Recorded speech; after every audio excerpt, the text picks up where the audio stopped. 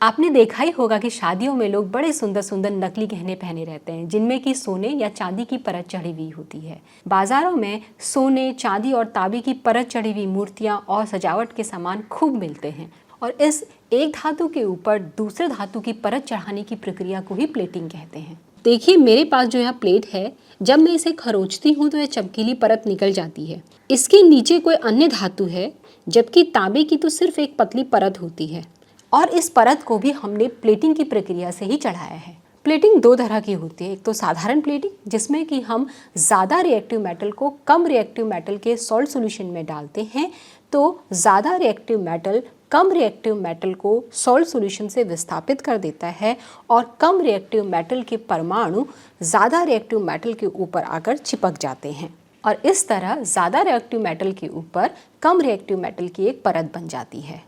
और यदि इसी प्रक्रिया को हम बिजली का उपयोग करके कराएं तो इसे इलेक्ट्रोप्लेटिंग कहते हैं। तो आज हम लोहे की प्लेट के ऊपर तांबे की परत चढ़ाने वाले हैं और इसके लिए हम साधारण प्लेटिंग और इलेक्ट्रोप्लेटिंग दोनों ही साथ साथ करेंगे और जानेंगे कि बिजली का उपयोग करके प्लेटिंग करने में यानी कि इलेक्ट्रोप्लेटिंग करने में क्या फ़ायदे होते हैं। तो आज हम भी लोहे की प्लेट के ऊपर तांबे की परत चढ़ाने वाले हैं और इसके लिए हम दोनों तरह की प्लेटिंग यानी कि बिना बिजली के प्लेटिंग और बिजली का उपयोग करके इलेक्ट्रोप्लेटिंग दोनों ही साथ साथ करेंगे और जानेंगे कि बिजली का उपयोग करके प्लेटिंग करने के क्या फ़ायदे हैं। एक बीकर में 100 ml पानी लेकर कॉपर सल्फेट का पाउडर डाल लेते हैं और अच्छे से मिक्स करके घोल तैयार कर लेते हैं। अब इन दो कॉपर और लोहे की प्लेट्स पर इस तरह यू क्लिप्स लगाकर इन्हें बैटरी से जोड़ लेते हैं। यहाँ ध्यान रखना है कि जिस मेटल की कोटिंग करनी है उसे बैटरी के नेगेटिव सिरे से जोड़ना है और जिस पर कोटिंग करनी है उसे बैटरी के पॉजिटिव सिरे से जोड़ना है।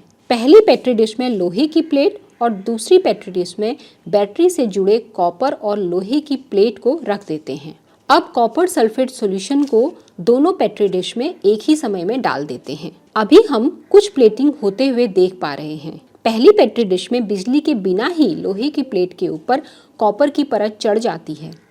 दूसरी पेट्री डिश में भी बैटरी के जुड़ते ही रासायनिक अभिक्रिया शुरू हो गई है और लोहे की प्लेट के ऊपर कॉपर की परत चढ़ रही है।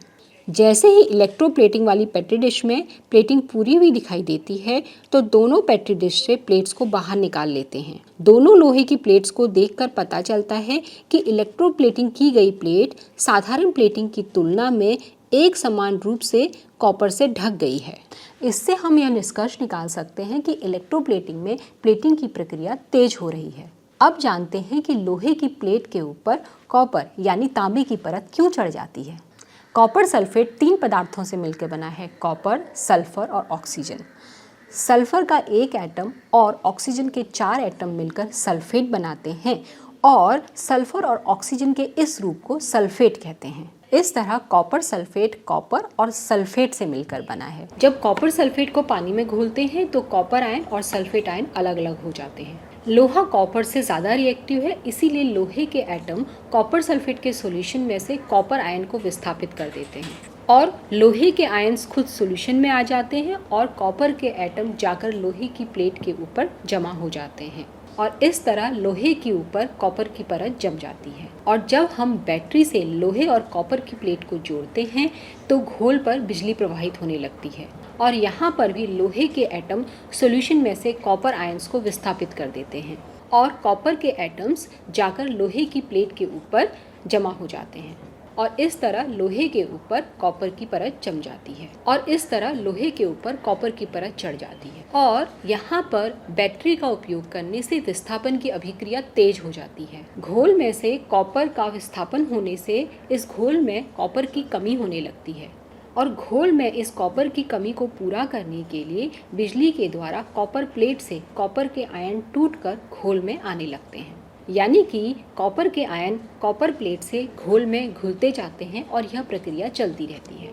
इसी तरह आप भी सेफ्टी पिन्स, मेटल के बटन्स या फिर घर में उपयोग होने वाली बाकी मेटल की चीज़ों को भी कॉपर से प्लेटिंग कर सकते हैं, है ना यह उपयोगी अभिक्रिया। तो आज के वीडियो में हमने जाना कि किस तरह साधारण प्लेटिंग और इलेक्ट्रोप्लेटिंग के माध्यम से ज़्यादा रिएक्टिव मेटल के ऊपर कम रिएक्टिव मेटल की परत चढ़ाई जाती है। प्लेटिंग एक बहुत ही उपयोगी प्रक्रिया है जिसका उपयोग वस्तुओं को आकर्षक बनाने में किया जाता है। इसके साथ साथ धातुओं को जंग लगने से बचाने के लिए और इनको टिकाऊ बनाने के लिए भी प्लेटिंग का उपयोग किया जाता है। धन्यवाद।